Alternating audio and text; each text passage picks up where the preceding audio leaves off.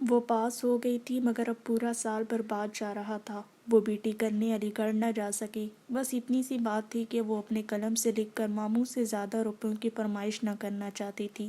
جب اماں سے بات ہوئی تو انہوں نے بڑے لاڈ سے کہا تھا کہ اپنے ماموں کو لکھو، وہ زیادہ روپے بھجوانے لگیں۔ اس وقت عالیہ نے سختی سے انکار کر دیا تھا۔ اس نے یہ تک کہہ دیا تھا کہ وہ انہیں خط لکھنا پسند نہیں کرتی۔ بس اسی دن سے اماں نے منہ پھیلا لیا تھا۔ اپنے بھائی اور انگریز بھاوج کے لیے اپنی اکلوتی اولاد کے دل میں انات پا کر ان کے تن بدن میں آگ لگ گئی تھی۔ انہوں نے عالیہ سے بات کرنا چھوڑ دی تھی اور اس طرح ایک قیمتی سال ضد کی بازی پر ہار دیا تھا۔ ارے اردو لے کر بی اے کر لیا، یہی بہت ہے، اور کر بھی کیا سکتی تھی غریب۔ ایک دن نجمہ پھوپھی بول ہی پڑیں۔ شاید انہیں یقین ہو گیا کہ بس اب تعلیم کا سلسلہ ختم۔ عالیہ نے سن کر منہ پھیر لیا۔ وہ اس کے ابا کی بہن تھی، وہ ان کے منہ نہ لگنا چاہتی تھی۔ اگر اس کے حالات نہ خراب ہوتے تو ایم اے بھی اردو ہی میں کرتی۔ اردو تو اس کی مادری زبان تھی، اس کے چہیتے چچا کی زبان تھی۔ بڑے چچا تو انگریزی زبان تک سے نفرت کرتے تھے۔ انہی کے کہنے سے اس نے بی اے میں اردو بھی لی تھی۔ اسے خود انگریزی زبان سے نفرت نہ تھی اور نہ وہ نالائق تھی۔ وہ تو انگریزی میں ایم اے کر کے نجمہ پھوپھی کے منہ پر اپنی ڈگری مار سکتی تھی، مگر یہ سب کچھ کرنے کے لیے اسے بڑے چچا کا حکم ٹالنا پڑتا۔ ستمبر کی 20 تاریخ چھمی کے نکاح کے لیے مقرر ہو چکی تھی۔ اماں کے لاکھ منع کرنے کے باوجود عالیہ نے چھمی کا سارا جہیز تیار کیا تھا۔ اسرار میاں نے بازار کے 50 چکر لگانے کے بعد چھمی کے جہیز کے برتن خرید لیے تھے۔ نقشین، لوٹا، کٹورا، جگ، اگالدان، پاندان، 2 پتیلیاں اور 6 پلیٹیں جب بڑے باکس میں رکھی جا رہی تھی تو کریمن بوا دیر تک سر پکڑے بیٹھی رہیں۔ ان کی آنکھوں میں وہ زمانہ بھی دیکھنا تھا کہ ان کے مالک مرحوم کی پوتی کو ایسا جہیز دیا جائے۔ اچھے زمانے میں تو ایسا جہیز باندیوں کی بیٹیوں کو دے کر رخصت کیا گیا تھا۔ بس اتنا ہی فرق تھا کہ وہ برتن نقشین نہ ہوتے تھے۔ جب بڑی چچی برتن بند کر کے اٹھی تو کریمن بوا کو بے تحاشا رونا آ گیا۔ بڑی چچی نے انہیں سمجھا بجھا کر بڑی مشکل سے چپ کرایا۔ کیا فائدہ تھا جو چھمی کو پہلے سے خبر ہو جائے؟ سب اس سے ڈرے ہوئے تھے، بڑے چچا کی لگائی ہوئی شادی سے کہیں انکار ہی نہ کر دے۔ بڑی چچی کو شادی کے دن کا سخت انتظار تھا۔ شادی میں شریک ہونے کے لیے ساجدہ آپا بھی آ رہی تھیں۔ ساجدہ آپا کی شادی کو کتنا عرصہ گزر گیا تھا، مگر بڑی چچی گھر کے دھندوں سے چھٹ کر ایک دن کے لیے بھی اپنی بیٹی کے گھر نہ جا سکیں۔ ساجدہ آپا شروع میں تو گھر آتی رہی، پھر جیسے سب کی طرف سے صبر کر کے بیٹھ رہیں۔ یہاں ساجدہ آپا کے لیے کون پھڑکا جا رہا تھا؟ عالیہ نے شاید 2-4 دفعہ ہی ان کا ذکر سنا تھا۔ پھر مالکے میں ان کے لیے کون سے جوڑے باغے رکھے تھے جنہیں لے کر خوشی خوشی رخصت ہوتی۔ ادھر ان کے میاں بھی یہاں آنے سے کتراتے۔ جب سے کانگریس کو خیر بات کہا تو بڑے چچا بھی چھوٹ گئے تھے۔ ان کے سامنے کس منہ سے آتے؟ جو شادی کے دن قریب آ رہے تھے، عالیہ کو یہ فکر ستا رہی تھی کہ وہ چھمی کو کیا دے۔ اماں نے تو اپنے جہیز کے کپڑوں سے ایک گلا ہوا جوڑا نکال کر چھمی کے نام کا کر دیا تھا۔ اس طرح وہ اپنے فرض سے سبکدوش ہو گئی تھی۔ انہوں نے عالیہ سے مشورہ تک نہ کیا تھا۔ عالیہ کو اپنی ماں کی اس زیادتی کا شدت سے احساس تھا۔ ادھر بڑی چچی بھی عالیہ سے کچھ کم پریشان نہ تھیں۔ جمیل بھیا کو روزانہ ٹہوکے دیتی رہتیں کہ کچھ روپے کا انتظام کر کے چھمی کے لیے کپڑا خرید لاؤ۔ جمیل بھیا ان کی باتیں سن کر چپ ہو رہتے۔ آج کل ٹیوشنوں سے گھر کا کچھ کام چل رہا تھا۔ نوکری وغیرہ کے سلسلے میں وہ کوئی خاص فکر مند بھی نظر نہ آتے۔ مسلم لیگ کے کارکنوں نے انہیں دنیا کی فکروں سے نجات سی دلا دی تھی، مگر جمیل بھیا کے سلسلے میں بڑی چچی بھی ہار ماننے والی نہ تھی۔ جب بھی وہ گھر آتے پیچھے پڑ جاتی۔ تم کو کب ملے گی نوکری؟ مہنگائی نے کھا لیا ہے، گھر میں دھیلا نہیں۔ پھر چھمی کی شادی کے دن قریب ہے، کیا تمہاری مسلم لیگ نے کچھ دینے کا وعدہ کر رکھا ہے؟ سب کچھ ہو جائے گا اماں، آپ پریشان نہ ہو جائیں۔ جمیل بھیا شرمندہ ہو جاتے۔ میں کوئی ابا کی طرح ہوں جو اپنے گھر کو تباہ ہوتے دیکھوں گا؟ ابا کے طعنے مت دو، کچھ کر کے دکھاؤ۔ اماں میں تو سب کچھ کرنے کو تیار ہوں مگر کوئی کرنے نہیں دیتا۔ وہ عالیہ کی طرف دیکھنے لگتے تو وہ منہ پھیر لیتی۔ کون نہیں کرنے دیتا؟ میں اس کا کلیجہ کھا لوں گی۔ وہی نا، تمہاری مسلم لیگ۔ نہیں اماں، جمیل بھیا زور سے ہنستے تو عالیہ اپنے کمرے میں پناہ لینے چلی جاتی۔ اتنی فضول باتیں سن کر وہ اکتا جاتی۔ ادھر کچھ دنوں سے چھمی بالکل خاموش رہنے لگی تھی۔ جانے اسے کیا ہو گیا تھا، کوئی بات کرتا تو اس طرح جواب دیتی جیسے ہار گزر رہا ہے۔ کھانا کھانے کے لیے اپنے کمرے سے نکلتی اور پھر جا چھپتی۔ بہت ہوتا تو گرامو فون پر ریکارڈ بجانے لگتی۔ اس کے چہرے سے ساری شگفتگی غائب ہو گئی تھی۔ عالیہ اسے یوں چپ چاپ دیکھ کر مارے فکر کے گھلی جاتی، کہیں چھمی کو اپنی شادی کے سلسلے میں شبہ نہ ہو گیا ہو، کہیں وہ بڑے چچا کی عزت برباد نہ کر دے۔ یہ چھمی ہے، ساجدہ آپا نہیں، ہو سکتا ہے کہ وہ یوں ہی چپ ہو۔ وہ اپنی اتنی سی عمر میں اتنا بول چکی ہے کہ اب تھک گئی ہوگی، اور کیا پتا وہ منظور کی جدائی میں سوگوار ہو۔ مگر چھمی منظور سے محبت ہی کب کرتی تھی، وہ تو اسے صرف سہارا سمجھتی تھی، اس کی محبت سے لطف لیتی تھی۔ عالیہ چھمی کے سلسلے میں سوچ سوچ کر تھکی جاتی، لاکھ اس کے ساتھ سر کپاتی مگر چھمی کی کر کے ٹال دیتی۔ بڑے چچا دلی گئے ہوئے تھے، بیٹھک سنی پڑی تھی۔ جمیل بھیا بھی آج صبح سے غائب تھے۔ چھمی گونگی بن گئی تھی اور یہ بادلوں سے لدا پھندا دن بے حد اداس ہو رہا تھا۔ کوئی کام نہ تھا جس سے عالیہ اپنا جی بہلا لیتی۔ چھمی کا جہیز تیار ہو چکا تھا، بڑے چچا کی لائبریری سے کتابیں پڑھتے پڑھتے تھک چکی تھی، اور اب آج اس کی سمجھ میں نہ آ رہا تھا کہ کیا کرے۔ یہ رینگتا ہوا دن کسی طرح تو کٹے، اور کچھ نہیں تو چھمی ہی اسے چھیڑے، اس سے لڑے، شور کرے، یہ ویران خاموشی کسی طرح تو دور ہو۔ عالیہ چھمی کے دہلیز پر جا کر کھڑی ہو گئی۔ اوپر نہیں چلتی میرے کمرے میں؟ اس نے پوچھا۔ مجھے نیند آ رہی ہے بجیا۔ چھمی نے کروٹ بدل لی۔ اس نے اپنی مسیری سے اٹھنے کی زحمت تک نہ کی۔ 2-3 گھنٹے کی بارش نے جیسے ساری ویرانی اور اداسی کو دھو دیا تھا۔ شام کو جب جمیل بھیا گھر آئے تو وہ بھی خوش نظر آ رہے تھے۔ عالیہ نے سوچا کہ آج یہ حضرت خوش کیوں ہیں، کون سا کارنامہ انجام دے کر آئے ہیں جو آج اسے دیکھنے کے بعد بھی صورت پر ماتم نہ برسا۔ وہ تو جمیل بھیا کے لیے سچ مچ تعزیہ بن گئی تھی۔ اماں، حیدرآباد سے ظفر چچا کا خط آیا ہے، اور مزے کی بات یہ ہے کہ میرے نام ہے۔ وہ لوہے کی کرسی پر بیٹھ کر سب کی طرف دیکھ کر ہنسے۔ بھئی، انہیں میری شکایتیں کون لکھتا ہے؟ میری بیکاری کی کس نے اطلاع دی ہے؟ تمہاری نجمہ پھوپھی سے خط و کتابت ہے، انہوں نے لکھا ہوگا، اور تو کسی کو پوچھتے بھی نہیں، بڑی چچی نے کہا۔ میری شکایتیں لکھنے کی وجہ سے خط و کتابت ہوگی، بھلا میرا کوئی کیا بگاڑ لے گا؟ چھمی اپنے کمرے کی دہلیز پر بیٹھے بیٹھے بولی۔ کیا لکھا ہے انہوں نے؟ اماں نے پوچھا۔ انہوں نے لکھا ہے کہ حیدرآباد چلے آؤ، یہاں کسی چیز کی کمی نہیں۔ یہ ہندوستان پاکستان کا قصہ چھوڑو، یہاں تو بنا بنایا پاکستان ہے۔ جمیل بھیا ہنسنے لگے۔ تو پھر جاؤ نا، جہاں روپیہ ہے وہاں سب کچھ ہے، اماں نے مشورہ دیا۔ پھر میں سب کچھ بھول جاؤں گا، آپ میں سے کوئی یاد نہ آئے گا، وہاں کے پانی کا یہی اثر ہے، بس یوں ہی بکواس کرتا رہتا ہے۔ بڑی چچی کو غصہ آ گیا۔ پھر یہاں کوئی نوکری کر کے دکھاؤ نا۔ نوکری تو مل گئی ہے اماں، بس اب جانے والا ہوں، جمیل بھیا نے اطلاع دی۔ کہاں؟ مارے اشتیاق کے بڑی چچی کی آنکھیں کھل گئی۔ فوج میں بھرتی ہونے کی درخواست دی تھی سو منظور ہو گئی، اور اب بندہ آپ کو ڈھیروں روپے بھیجا کرے گا۔ فوج میں؟ بڑی چچی کی آنکھیں اس طرح ساکن ہوگی جیسے وہ مر گئی ہو۔ ارے تو بولا گیا ہے جمیل، پھر مجھے زہر کیوں نہیں دے دیتا؟ بھئی، حد کرتی ہیں اماں، ہزاروں آدمی فوج میں جاتے ہیں تو کیا سب مر جاتے ہیں؟ اور پھر جناب اگر ہٹلر کا مقابلہ نہ کیا تو انگریزوں سے بدتر ثابت ہوگا، اس کی غلامی جھیلنا آسان نہ ہوگی۔ جمیل بھیا نے سمجھانا چاہا مگر بڑی چچی بے بسی کی تصویر بنی بیٹھی تھیں۔ عالیہ کا جی چاہا کہ جمیل بھیا کو چیخ چیخ کر کمینہ کہے، ظالم کہے۔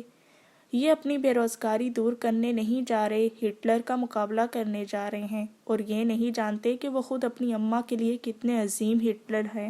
اب اپنا نام کٹا لو جمیل میاں۔ کریمن بوا نے بڑی التجا سے دیکھا تو جمیل بھیا ہنس پڑے۔ کریمن بوا، میں تو صرف تمہاری خاطر جا رہا ہوں، تمہارا باورچی خانہ آباد ہو جائے گا اور تم گزرے ہوئے زمانے کو بھول جاؤ گی۔ بڑی چچی رونے کے قریب ہو رہی تھی۔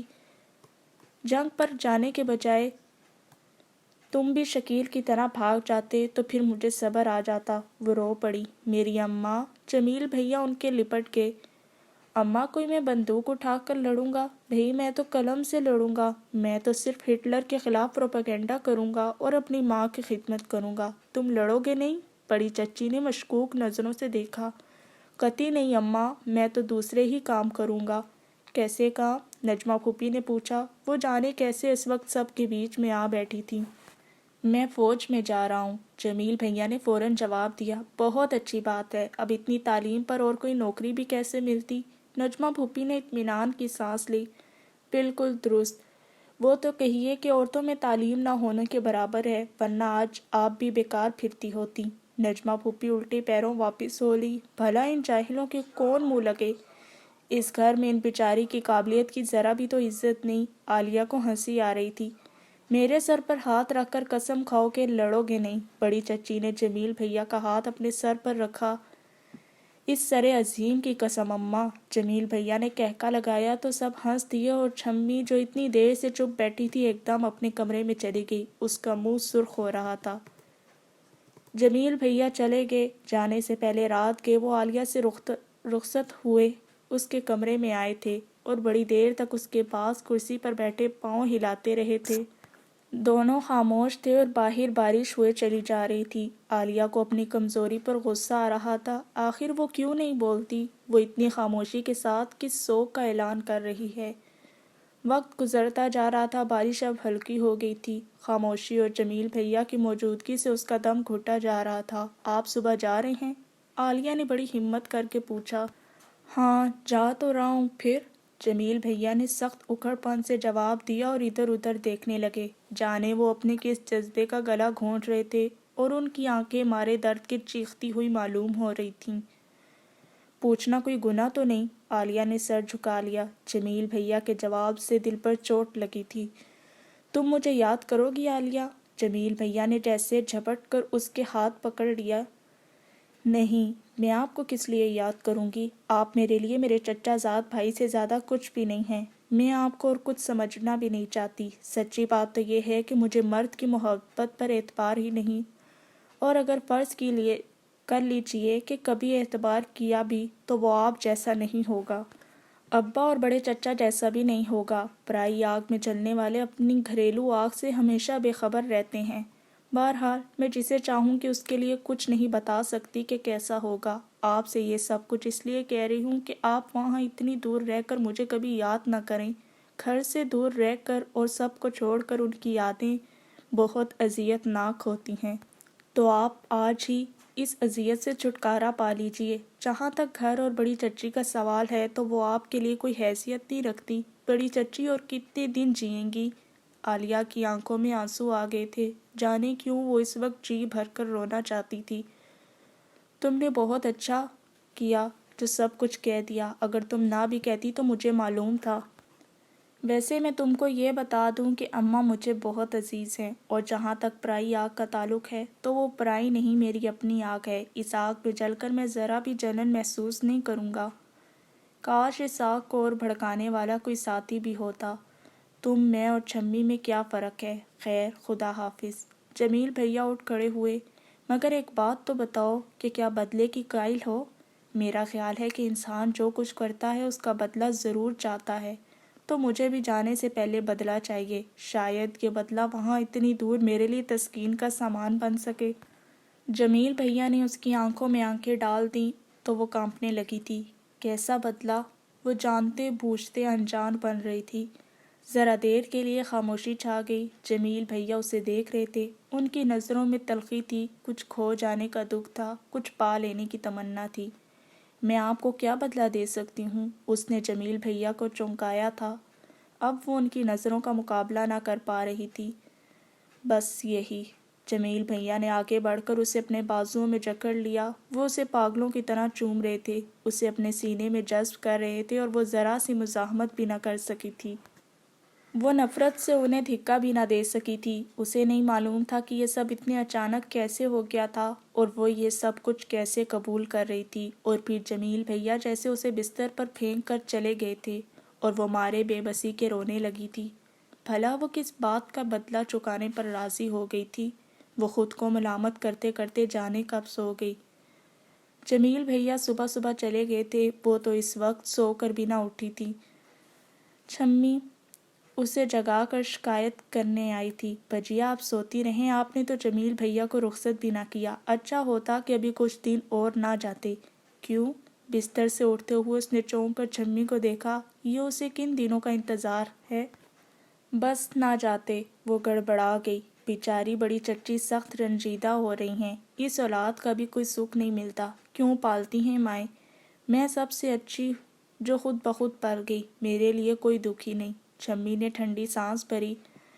हाँ, बेचारी बड़ी चच्ची को कोई सुख न मिला, आलिया ने कहा और छम्मी का हाथ थाम कर नीचे उतर आई। शकील खो गया, जमील भैया जंग पर चले गए। बड़ी चच्ची मई जून की प्यासी चिड़िया की तरह नजर आ रही थीं। अल्लाह इसे खैरियत से रखे, घर में पैसा तो आएगा बड़ी भाभी, आपको सुख तो मिलेगा, अम्मा बड़ी चच्ची को समझा रही थी और वो खामोश बैठी ठंडी सांसें भर रही थी।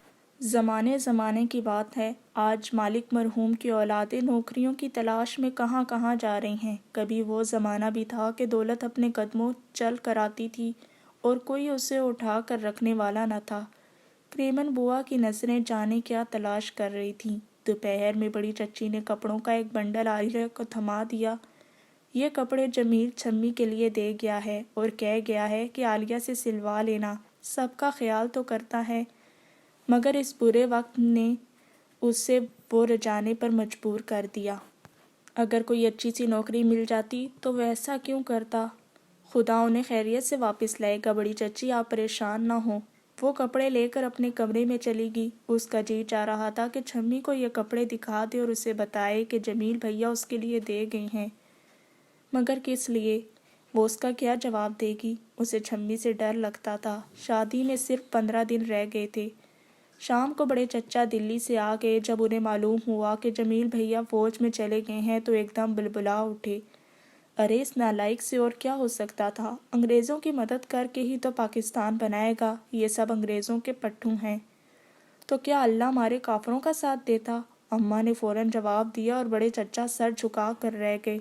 आप कपड़े वगैरह तो बदल डालिए बड़े चच्चा, सफ़र से थक गए होंगे, ज़रा देर आराम कर लीजिए। आलिया ने बातों का रुख बदलना चाहा। बड़े चच्चा का थका हुआ चेहरा देखकर उसका दिल हिल रहा था। इतने दिन बाद वो घर आए थे तो अब उन्हें आराम की ज़रूरत है। क्रीमन बुआ चाय तैयार कर रही थी और बड़ी चच्ची उनके बॉक्स से कपड़े निकाल रही थी। आलिया उनका सामान उठाकर कमरे में रख गई। बड़े चच्चा कपड़े तब्दील करने के बाद बड़ी चच्ची के कमरे में मसहरी पर लेट गए। शायद वो इतने थक गए थे कि बैठक तक जाने को भी जी न चाहा था। क्रेमर बुआ ने सरहाने रखी हुई तपाई पर लालटेन रख दी। आलिया उनके पास बैठकर सर दबाने लगी। मुझे डर लगता है ये लीगी मुल्क को बांट न दें, बड़े चच्चा ने दुख से कहा। हाँ, डर तो मुझे भी है। उसने बड़े चच्चा का दिल रखने के लिए हाँ में हाँ मिलाई। तुमने देखा, जमील फौज में चला गया, ये मेरी औलाद है। बहुत बुरा किया बड़े चच्चा। वो हाँ में हाँ मिलाए जा रही थी। वो उनसे ये किस तरह पूछ सकती थी कि अगर जमील भैया जंग पर ना जाते तो फिर इन पेटों की भट्टी को कैसे सर्द किया जाता। मजहर का ख़त आया? उधर कुछ दिनों से नहीं आया। वो एकदम रंजीदा हो गई। उसे अब्बा का ख़त का इंतज़ार था। वो साड़ी के पल्लू को इस तरह मरोड़ने लगी कि झड़ से हो गया। बहुत पुरानी हो गई है। वो शर्मिंदा होकर हंसी। अरे हाँ, तुम्हारे कपड़े तो अब बहुत पुराने हो गए होंगे, नए कपड़े बने भी तो नहीं। वो भी शर्मिंदा सी हंसे। अभी तो मेरे पास कई नए जोड़े रखने हैं। वो साफ झूठ बोल गई। जाने क्यों वो बड़े चच्चा को एक लम्हे के लिए भी शर्मिंदा देखने को तैयार न थी। बड़े चच्चा जाने क्या सोचने लगे और फिर उन्होंने इस तरह आंखें बंद कर ली जैसे सो रहे हों। आलिया दबे कदमों बरामदे में आ गई। कमरे में कितनी जल्दी रात हो गई थी, मगर बाहर तो अभी मगरिब का वक्त भी ना हुआ था। क्रेमर बुआ लालटेनों की चमनियाँ साफ कर रही थी और छम्मी सहन में कुर्सी पर बैठी 10-12 साल के एक भिखारी लड़के को बासी रोटी खिला रही थी। ये बहुत अच्छा गाता है बजिया, मैंने जीनत की माँ के घर गाते सुना था। आलिया को देखते ही छम्मी ने तारुफ कराया। बस अब गाओ, छम्मी ने हुक्म दिया। कमीज़ के दामन से हाथ मुँह साफ करने के बाद लड़का आंखें बंद करके गाने लगा। चिड़ियों ने बाग उजाड़ा, पत्ता पत्ता चग डाला। आलिया को उसकी आवाज़ बड़ी अच्छी लगी। وہ بڑے شوق سے سن رہی تھی مگر چھمی کو جانے کیا ہوا کہ اچانک سسکیاں بھرتی اپنے کمرے میں بھاگ گئی اور لڑکا گھبرا کر سب کی طرف دیکھنے لگا، پھر بھیگ کی پوٹلی سمیٹ کر ذرا ذرا سا بھاگ نکلا۔ بس عالیہ پریشان کھڑی رہ گئی۔ چھمی دیوانی سے اس گانے سے کون سے رونے کے پہلو تلاش کر لیے، مگر اس نے دیکھا کہ بڑی چچی بھی تو آنسو پوچھ رہی تھی۔ یہ زمانے بھی آ گئے کہ بھکاری لڑکے بیبیوں کے پاس بیٹھ کر گانے گائیں۔ دالان کی محراب کے کنڈے میں لالٹین لٹکاتے ہوئے کریمن بوا بڑبڑا رہی تھی، کریمن بوا ایک پیالی چائے بنا لاؤ، پڑھتے پڑھتے سر دکھنے لگا ہے۔ کھڑکی سے جھانک کر نجمہ پھوپھی نے حکم دیا اور کریمن بوا چولہے کی طرف سرک گئیں۔ عالیہ نے نجمہ پھوپھی کی طرف دیکھا اور منہ پھیر لیا۔ ہر وقت انگریزی کی موٹی موٹی کتابیں پڑھ پڑھ کر نجمہ پھوپھی کی آنکھوں میں کیسے گہرے حلقے پڑ گئے ہیں۔ آخر یہ کس کے لیے پڑھتی ہیں؟ یہ سب کس کام آتا ہے؟ یہ سب اس لیے ہے کہ صحیح انگریزی بولنے پر فخر کر سکیں۔ اب اندھیرا چھانے لگا تھا اور صحن میں پڑی ہوئی لوہے کی کرسی اس اندھیرے میں ڈوبتی ہوئی محسوس ہو رہی تھی۔ جمیل بھیا کا سفر ختم ہو گیا ہوگا کہ نہیں، عالیہ کو بار بار خیال آ رہا تھا۔ کریمن بوا پرکاش بابو آئے ہیں، بڑے بھیا کو بتا دو۔ بیٹھک سے اسرار میاں کی آواز آئی۔ انہیں کوئی آرام بھی نہیں کرنے دیتا، وہ سو رہے ہیں، وہ اس وقت نہیں آئیں گے۔ کریمن بوا نے جھلا کر جواب دیا، مگر بڑے چچا تو جیسے اسرار میاں کی آواز کے منتظر تھے۔ شادی سے 4 دن پہلے ساجدہ آپا اپنے 4 عدد تلے اوپر بچوں کے ساتھ آ گئیں۔ بڑی چچی مدت سے بچھڑی ہوئی بیٹی کو گلے لگا کر دیر تک روتی رہیں اور پھر ساری موٹی موٹی خبریں سنا ڈالیں۔ شکیل کا بھاگ جانا، جمیل بھیا کا فوج میں جانا اور چھمی سے شادی کی خبر کا چھپانا، اتنی بہت سی دردناک خبروں کو سن کر ساجدہ آپا کا رنگ پیلا ہو گیا تھا اور بھائیوں کی جدائی کے غم میں وہ دیر تک سر نہو ڈارے بیٹھی رہیں۔ عالیہ نے اماں کی زبانی سنا تھا کہ ساجدہ آپا خوبصورت ہیں، مگر اب وہ دیکھ رہی تھی کہ مبینہ حسن کا کہیں دور دور تک نشان نہ تھا، ہڈیوں کا ڈھیر تھا جس پر سفید کھال منڈی ہوئی تھی۔ وہ عالیہ سے اس قدر پیار سے پیش آ رہی تھی کہ اسے بار بار اپنی تہمینہ آپا یاد آ رہی تھی۔ ساجدہ آپا کے آنے پر نجمہ پھوپھی کو بھی ان سے ملنے کے لیے نیچے اترنا پڑا۔ وہ ان سے گلے ملنے کے بجائے الگ ہی کھڑی رہیں۔ تمہاری صحت بہت خراب ہو رہی ہے ساجدہ، نجمہ پھوپھی نے انہیں غور سے دیکھ کر کہا۔ بچوں نے تنگ کر رکھا ہے نجمہ پھوپھی، اوپر سے گھر کے ڈھیروں کام، 2 بھینسوں کی دیکھ بھال۔ تو تمہارے میاں ہل چلاتے ہیں؟ نجمہ پھوپھی نے حقارت سے پوچھا۔ جی ہاں نجمہ پھوپھی۔ کتنا پڑھے ہیں؟ 10 درجے نجمہ پھوپھی، ساجدہ آپا نے فخریہ جواب دیا۔ بس پھر ٹھیک ہی ہے، اتنا پڑھ کر اور کیا کر سکتا ہے بیچارہ۔ اور ساجدہ تمہارے بچے سخت شریر ہیں، انہیں خوب پڑھانا، کم از کم انگلش میں MA ضرور کرانا۔ ضرور پڑھاؤں گی نجمہ پھوپھی۔ ساجدہ آپا کا منہ لٹک گیا اور نجمہ پھوپھی اوپر اپنے گوشہ عافیت میں چلی گئیں۔ عالیہ تخت پر بیٹھی سارے مکالمے سن سن کر کرتی رہ گئی۔ جب سے ساجدہ آپا آئی تھی کریمن بوا بہت خوش نظر آ رہی تھی۔ بچوں نے سارے گھر میں تہلکہ مچا رکھا تھا اور کریمن بوا نہال ہو کر ایک کے گندے ہاتھ دھلاتی تو دوسرے کا منہ اور تیسرے کو بہلانے کے لیے روٹی کا ٹکڑا ٹکڑا دیتی۔ شام کو بڑے چچا گھر آئے تو اپنی بیٹی کے پاس ٹک گئے۔ وہ بڑے چاؤ سے باتیں کر رہے تھے کہ چھمی کو ایک دم جوش آ گیا، ساری سنجیدگی غرق ہو گئی اور وہ بچوں کو جمع کر کے نعرے لگانے لگی۔ مسلم لیگ زندہ باد، بن کے رہے گا پاکستان، دھتیا راج نہیں ہوگا، چٹیا راج نہیں ہوگا۔ بچے چھمی کے گرد جمع ہو کر ساتھ دے رہے تھے۔ بڑے چچا چپکے سے بیٹھک میں سرک گئے۔ اللہ کی مار ہے ان منحوس نعروں پر، ادھر آؤ تم سب، خبردار جو شور مچایا، شادی کا گھر اور یہ نعرے۔ ساجدہ آپا نے اپنے بچوں کو کھینچ کھینچ کر بٹھانا شروع کر دیا۔ بھئی کس کی شادی ہو رہی ہے؟ چھمی فاتحانہ ہنس ہنس رہی تھی۔ تمہاری اور کس کی؟ اماں نے جل کر جواب دیا اور سب نے گھبرا کر چھمی کی طرف دیکھا۔ عالیہ کو اپنے رونگٹے کھڑے ہوتے ہوئے محسوس ہو رہے تھے۔ چھمی نے سب کو حیران سی نظروں سے دیکھا اور سر جھکائے اپنے کمرے میں چلی گئی۔ بڑی چچی نے اطمینان کی لمبی سانس لی۔ چھمی سے کیسی کیسی توقعات وابستہ تھی مگر اس نے تو ہوں بھی نہیں کی، سب کی توقعات کو ٹھکرا کر سر جھکا دیا۔ لڑکی ذات کیسی ہی شریر کیوں نہ ہو مگر ہوتی اللہ میاں کی گائے ہے، جدھر چاہو ہکا دو، ہوں نہیں کرتی۔ بڑی چچی آنسو پوچھنے لگی۔ ذرا دیر بعد عالیہ چھمی کے کمرے میں گئی تو وہ اپنے بستر پر پڑی جانے کن خیالوں میں گم تھی۔ آپ نے پہلے کیوں نہیں بتایا تھا بجیا؟ چھمی نے بھیگی بھیگی آنکھوں سے اس کی طرف دیکھا۔ خیر کوئی بات نہیں، جب سے ساجدہ آپ آئی ہیں ان کے روپ میں اپنے آپ کو دیکھ رہی تھی۔ ارے بابا، میں نے تو صرف اس لیے نہیں بتایا کہ تم شرما کر کمرے میں چپ رہو گی۔ مجھے ایسی شرم سے چڑ ہے۔ آج تمہاری مہندی لگے گی، تم مائیوں بٹھائی جاؤ گی، بس آج سے شرم شروع کر دو۔ اچھا؟ چھمی اسے وحشیوں کی طرح تک رہی تھی۔ اس کے چہرے پر ذرا بھی شرم نہ تھی۔ وہ اٹھ کر کمرے کی دہلیز پر رکنوں بیٹھ گئی اور عالیہ کو تہمینہ آپا یاد آ گئی۔ ڈھیروں خدشات نے اسے جکڑ کر رکھ دیا۔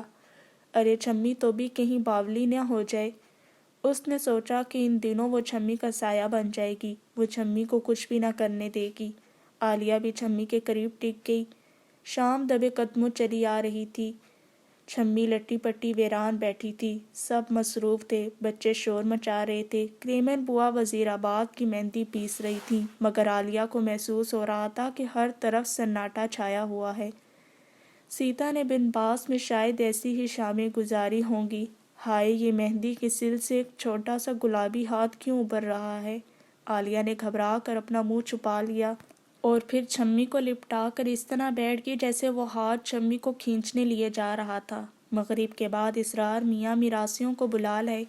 صحن میں ان کی کرخت اور کھنکتی ہوئی آوازیں سنائی دے رہی تھیں۔ عالیہ کے پاس سے اٹھ کر صحن میں آ گئی۔ ماضی کی تلخ یادوں کا عذاب اس پر نازل ہو کر گزر چکا تھا۔ دلہن کی بہن جیوے، دلہن کی چچی جیوے۔ عالیہ کو دیکھ کر میراثیوں نے دعائیں دینی شروع کر دیں۔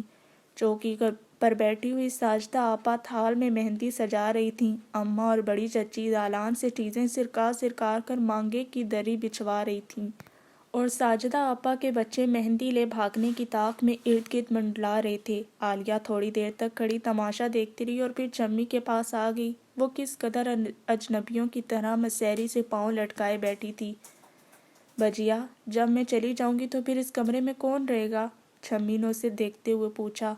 میں رہ لوں گی، روز اسے صاف بھی کر دیا کروں گی اور جب تم آیا کرو گی تو پھر تمہارا کمرہ چھوڑ کر بھاگ جایا کروں گی۔ چھمی ایک دم اٹھی اور کھونٹی پر لٹکا ہوا میلا جمپر اتار کر مسیریاں اور میز کرسی صاف کرنے لگی۔ عالیہ خاموش بیٹھی دیکھتی رہی۔ انسان کو اپنی جگہ سے کتنی محبت ہوتی ہے مگر اس کا تو کوئی ٹھکانہ نہیں۔ وہ کسی جگہ کو اپنا نہیں کہہ سکتی۔ صفائی کرنے کے بعد چھمی بیٹھ گئی اور دونوں ہاتھ سے منہ چھپا کر سسکنے لگی۔ عالیہ نے اسے لپٹا لیا۔ یہ کیا بے وقوفی ہے چھمی؟ ایک دن سب کی شادی ہوتی ہے۔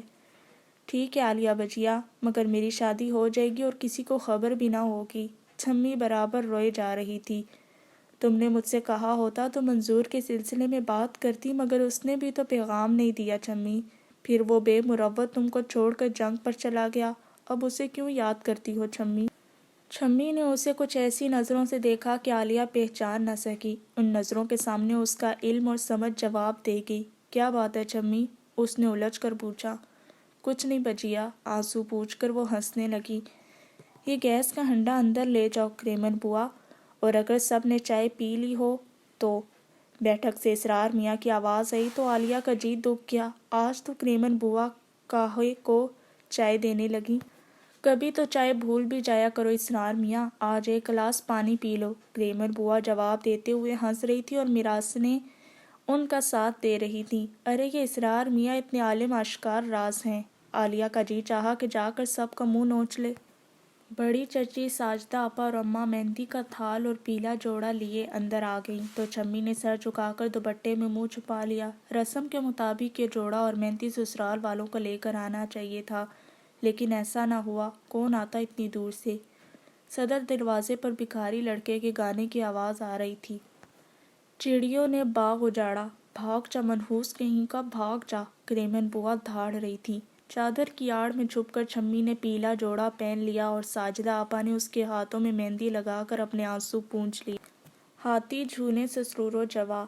میراثیوں نے گانا شروع کر دیا اور عالیہ کو خیال آیا کہ اس نے ساجدہ آپا سے چھمی کے سسرال کے لیے تو کچھ پوچھا ہی نہیں۔ مہندی لگا کر سب باہر چلے گئے۔ چھمی نے پھر بھی نظریں نہ اٹھائیں۔ شمیل بھیا تمہارے جہیز کے لیے ایک بہت بڑا خوبصورت جوڑا بنا گئے ہیں، عالیہ نے اطلاع دی۔ اچھا، छम्मी ने बड़ी बेइतनाई से उसकी तरफ देखा और मेहंदी कुरीदने लगी। अटरिया ये चोर भोबी, दिया तो जलाओ। मीरासें बहुत जोर से गाए चली जा रही थीं। रस्म सूनी सूनी देखकर मीरासें मांझे के गीतों के बजाय ग्रामोफोन रिकॉर्डों के चलते हुए गाने गाने लगीं। छम्मी, तुम मुझे अपनी ससुराल बुलाओगी ना? आलिया उसे बहलाने के लिए बराबर बातें किए जा रही थी। देखिए किस हुस्न से पोशीदा गम का राज है, तेरे मेरे दिल में है, पर्दे में तीर अंदाज है। मीरासें अब कवाली पर उधार खा बैठी थीं। मुझे क्या मालूम, छम्मी ने आहिस्ता से जवाब दिया। अच्छा तो मुझे नहीं बुलाओगी? बस मालूम हो गई तुम्हारी मोहब्बत। आलिया बनकर रूठी, मगर छम्मी तो जैसे कुछ सुन ही नहीं रही थी। आने वाले जल्द आओ आखिरी आवाज़ है। मीरासें गाते गाते चुप हो गईं। छम्मी यूं ही खाली खाली नज़रों से कमरे में इधर उधर देखे जा रही थी। आने वाले जल्द आओ आखिरी आवाज़ है। देखते देखते छम्मी गुनगुनाने लगी। तुम्हें ये कवाली इतनी पसंद क्यों है छम्मी? आलिया ने जैसे बफर कर पूछा। वाह, मैं किसी को बुला थोड़ी रही हूँ, छम्मी ने भी गुस्से से जवाब दिया। आलिया का जी चाहा कि छम्मी को पीट कर रख दे, और आने वाला ना आए तो अफ्यून खा लो पगली, मर जाओ, और इसे दुनिया के सपने सीने पर दराने के लिए छोड़कर कब्र में जा रहो। बड़ी देर तक वो दोनों एक दूसरे से ना बोली, और जब मीरासें गा बजा कर चली गईं तो छम्मी अपने बिस्तर पर लेट गई। आप ऊपर अपने कमरे में जाकर सो रहे हैं, ख्वामख्वाह इतनी देर से बैठी हैं। आंखें बंद किए किए छम्मी ने उखड़पन से कहा, मैं तो यहीं तुम्हारे पास लेटूंगी। आलिया ने उसे प्यार से लिपटा लिया। ख्वामख्वाह छम्मी से यूं बात की। वैसे ही बेचारी का दिल टूटा हुआ था। परसों बारात आ रही थी, मगर छम्मी के अब्बा अभी तक नहीं आए थे। उधर बड़े चचा को अपने कामों से फुर्सत न मिलती। क्रेमन बुआ सख्त फिक्रमंद हो रही थी। अब क्या इसरार मियाँ बारात की आओ भगत करेंगे? अगर उन्हें पता चल गया कि ये कौन है तो क्या कहेंगे दिल में?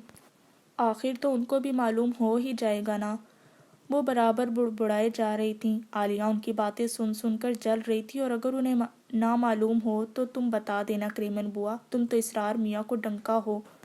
सुबह से बड़ी गहमा गहमी थी। शाम को 4 बजे बारात आ रही थी। आलिया ने क्रेमन बुआ के साथ मिलकर बैठक साफ करवा दी।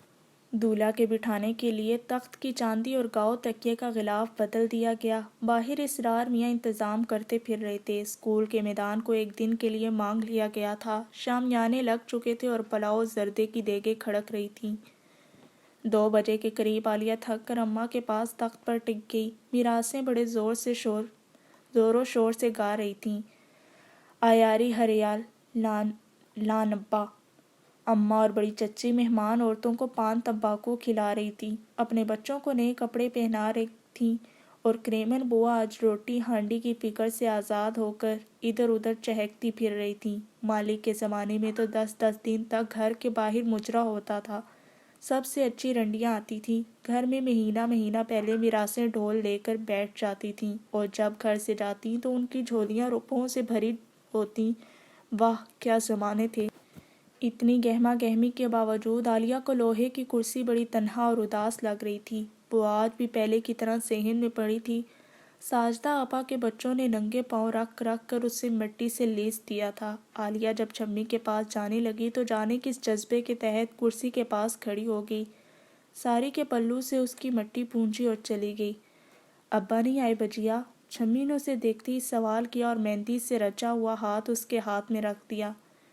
नहीं आए छम्मी, वो तो बीमार हैं, खाने वगैरह के लिए 200 रुपये और भिजवा दिए हैं। आलिया झूठ बोल रही थी। शायद वो बेचारे मौत की बीमारी में मुब्तला होंगे। छम्मी ने नफरत से हर तरफ देखा और सर झुका लिया। आलिया खामोश रही। भला वो कहती भी क्या? भला झूठे के पाँव होते हैं? जफ़र चचा अगर आ ही जाते तो क्या बिगड़ जाता, मगर वो क्यों आते? उनके आराम में खलल पड़ जाता। वो अपनी हैदराबाद की जन्नत से क्यों निकलते? बारात आने में अब थोड़ी देर रह गई थी। उसने छम्मी को गौर से देखा। वो शर्माई हुई बैठी थी। छम्मी के चेहरे से उसे किसी किस्म का खतरा नजर न आ रहा था। वो उठ खड़ी हुई क्योंकि उसे भी तैयार होना था। क्रेमन बुआ, ज़रा मेरी एक बात सुन लो। क्रेमन बुआ, इसरार मियाँ की आवाज़ आए जा रही थी, मगर क्रेमन बुआ तो बहरी हो गई थी। वरना क्या आज के मुबारक दिन भी वो इसरार मियाँ के काम करती? आलिया ने हिम्मत करके इसरार मियाँ को जवाब दे ही दिया। یہ کپڑے چھمی بیٹا کے لیے خریدنے ہیں، انہیں میری طرف سے دے دینا۔ اور کچھ نہ کر سکا۔ اسرار میاں کی آواز آنسوں میں ڈوبی ہوئی تھی اور بڑا ہوا ہاتھ کانپ رہا تھا۔ کریمل بوا کی سماعت فوراً تیز ہو گئی۔ یہ آپ کا کام نہیں عالیہ بٹیا۔ انہوں نے عالیہ کے ہاتھ سے بنڈل لے لیا۔ اماں اور بڑی چچی کپڑے دیکھ رہی تھی۔ واہ کتنے اچھے کپڑے ہیں، یہ اسرار میاں نے چھمی کو دیے ہیں، عالیہ نے فخریہ کہا۔ اسرار میاں نے؟ واہ خوب رہی، پرائے مال پر پریاں حسین۔ کریمن بوا جلولا اٹھی۔ زمانے کی بات ہے، اسرار میاں اس گھر کی بیٹیوں کو جوڑے دیں۔ مالکن کو خدا جنت نصیب کرے۔ اسرار میاں کی ماں کو اپنے پرانے کپڑے دیا کرتی تھیں۔ چلو اب تو کپڑے آ ہی گئے، یہ جوڑا بڑے بھیا کی طرف سے ہو جائے گا، آخر تو انہیں کی دکان سے پیسے کاٹ کر بنایا ہوگا۔ اماں نے فوراً فیصلہ کر دیا۔ ٹھیک ہے چھوٹی دلہن۔ کریمن بوا نے اطمینان کی سانس لی۔ عالیہ نے کپڑوں کو اس طرح اٹھا لیا جیسے وہ کوئی بڑی متبرک چیز چھو رہی ہو۔ اس کا جی چاہ رہا تھا کہ زور زور سے چیخے، سب کو بتا دے کہ یہ کپڑے اسرار میاں نے بھجوائے ہیں، یہ ان کی محبت اور شرافت کا تحفہ ہے، مگر وہ کچھ بھی نہ کہہ سکی۔ اس نے دھیرے سے کپڑے پلنگ پر رکھ دیے اور اوپر اپنے کمرے میں چلی گئی۔ نجمہ پھوپھی اپنے کمرے میں بیٹھی میک اپ کر رہی تھیں۔ اس وقت زردوزی سے لسی ہوئی ساری پہنے تھیں اور سخت بیزار نظر آ رہی تھی۔ اب تک انہوں نے کسی کام میں حصہ نہ لیا تھا، مگر آج چھمی کو رخصت کرنے کے لیے جیسے مجبور ہو گئی ہوں۔ ساری بدل کر عالیہ پھر نیچے آ گئی۔ دھوپ پیلی پڑ کر دیواروں پر چڑھ گئی تھی۔ سب بارات کے منتظر تھے۔ وہ چھمی کے پاس جا کر بیٹھ گئی۔ بارات آنے کا شور مچا تو چھمی کا رنگ پھک پڑ گیا۔ بجیا، جیسے کسی چیز سے ڈر کر اس نے پکارا۔ کیا ہے چھمی؟ اس نے چھمی کو لپٹا لیا۔ کچھ بھی نہیں، آپ میرے پاس سے ہٹیے گا نہیں، جی گھبراتا ہے۔ میں کہیں نہیں جا رہی چھمی۔ وہ کانپتی ہوئی چھمی کو لپٹائے بیٹھی تھی، مگر اسے کیا ہو رہا تھا، وہ تو خود بھی کانپ رہی تھی۔ اماں، بڑی چچی، ساجدہ آپا اور کریمن بوا سب کمرے میں آ گئے۔ کریمن بوا کے ہاتھوں میں تھال تھا جس میں سسرال سے آیا ہوا نکاح کا جوڑا، زیور اور سہرا سجا ہوا تھا۔ سب لوگ پردہ کر لو، نکاح کے لیے آ رہے ہیں۔ اسرار میاں کی آواز آئی تو کریمن بوا نے چادر تان کر پردہ کر دیا اور سب اس کے پیچھے چھپ کر بیٹھ گئے۔ آج کے دن تو بڑے میاں گھر میں رہتے، اپنی بھتیجی کا نکاح تو پڑھواتے۔ خدا کی قدرت، اسرار میاں نکاح پڑھوانے آئے، اللہ نصیب اچھا کرے۔ کریمن بوا مارے دکھ کے رو رہی تھیں۔ چھمی نے اتنی آسانی سے ہوں کر دی کہ عالیہ حیران رہ گئی۔ اسے تو محسوس ہو رہا تھا کہ قیامت تک باراتی یوں ہی دروازے پر پڑے رہیں گے۔ سننے والے گواہوں پر صدیاں گزر جائیں گی اور چادر کے پردے کو آندھیاں بھی نہ ہٹا سکیں گی۔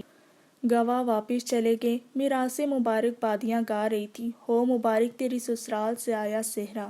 اور عالیہ کو ایسا محسوس ہو رہا تھا کہ گانے کی آوازیں کہیں کوسوں دور سے آ رہی ہیں۔ ساجدہ آپا نے چھمی کو سرخ جوڑا پہنا کر ذرا سی دیر میں دلہن بنا دیا۔ عالیہ الگ بیٹھی رہی جیسے وہ مفلوج ہو گئی ہو۔ جب سب لوگ کمرے سے چلے گئے تو عالیہ نے چھمی کی گھونگھٹ الٹ دی۔ کیا سچ مچ وہ اتنی ہی خوبصورت تھی؟ شادی ہونی تھی سو ہو گئی، کھیل ختم، پیسہ ہضم۔ چھمی نے آنکھیں کھول کر دھیرے سے کہا۔ عالیہ کچھ نہ بولی۔ یہ بھی کیسی کیفیت ہوتی ہے کہ بعض وقت کہنے سننے کے لیے کچھ رہ ہی نہیں جاتا۔ عالیہ خاموشی سے باہر چلی گئی۔ گیس کی دودھتیا روشنی میں چھمی کی سسرال والیاں چاندنی پر بڑے ٹسے سے بیٹھی تھیں۔ پان پر پان کھائے جا رہی تھیں، بار بار تمباکو پھونکی جا رہی تھی اور ان سب کے بیچ میں نجمہ پھوپھی اپنے وقت کی ہیروئن بنی بیٹھی تھیں۔ کتنا پڑھا ہے دولہا؟ انہوں نے پوچھا۔ 8 درجے۔ اسے پڑھنے کی کیا ضرورت؟ 20 بیگھے زمین ہے، 2 بھینسیں ہیں، اللہ کا دیا سب کچھ ہے، چھمی کی ساس نے غرور سے بتایا۔ ٹھیک ہے، چھمی کے لیے اور کیا چاہیے؟ نجمہ پھوپھی ان دیہاتی جاہل عورتوں کو بڑی حقارت سے دیکھ کر مسکرا رہی تھیں۔ ایک میراسن چھمی کو گود میں اٹھا کر باہر لے آئی تو سسرال والیوں میں ہڑبونگ مچ گئی۔ سب چھمی پر ٹوٹی پڑ رہی تھیں۔ باہر سے دولہا اپنے شہبالہ کے ساتھ آ گیا۔ الٹے ہوئے چہرے سے اس کا ٹھیٹ دیہاتی پکے رنگ کا چہرہ صاف نظر آ رہا تھا۔ عالیہ کا جی چاہا کہ اپنا منہ چھپا لے، یہ چھمی کا دولہا ہے؟ چھمی جو پہلے جمیل بھیا کو چاہتی تھی اور پھر منظور کو پسند کر کے مارے فخر کے پھولے نہ سماتی تھی، بدلے میں اسے بس یہی کچھ ملا۔ میراثیں عارضی مذہب کی رسم ادا کرنے لگیں تو چھمی نے اس طرح دولہا کو دیکھا کہ میراثیں دانتوں تلے انگلی دبا کر رہ گئیں۔ کھانا کھانے کے بعد چھمی کی رخصتی کا سامان شروع ہو گیا۔ گلی میں کھڑے ہوئے تانگوں پر جہیز کا سامان لادا جا رہا تھا اور میراثیں بڑی رقت سے گا رہی تھیں: بھائیوں کو دنیا محل دو محلے، ہم کو دیا پردیس رے۔ لکھیا بابول مورے، بڑی چچی اور کریمن بوا رو رہی تھیں۔ اماں سر جھکائے جانے کیا سوچ رہی تھی اور نجمہ پھوپھی بڑی بیزاری سے جاہلوں کی محفل کے خاتمے کا انتظار کر رہی تھی۔ ہائے بچیا، بڑے چچا کو اتنا اچھا دولہا کہاں سے مل گیا؟ چھمی نے عالیہ کی گود میں سر رکھ کر دھیرے دھیرے سسکتے ہوئے کہا۔ عالیہ نے اسے لپٹا کر کچھ کہنا چاہا مگر اسے مہلت نہ ملی۔ اور وہ اتنا اچھا دولہا میراثیوں کے کہکوں کے بیچ میں چھمی کو اٹھا کر پردہ لگے تانگے پر بٹھا آیا۔ عالیہ نے اپنی چیخ گلے میں گھونٹ لی۔ رودان سیتا کو لے گیا۔ جمیل بھیا، کاش تم ہی رام بن سکتے۔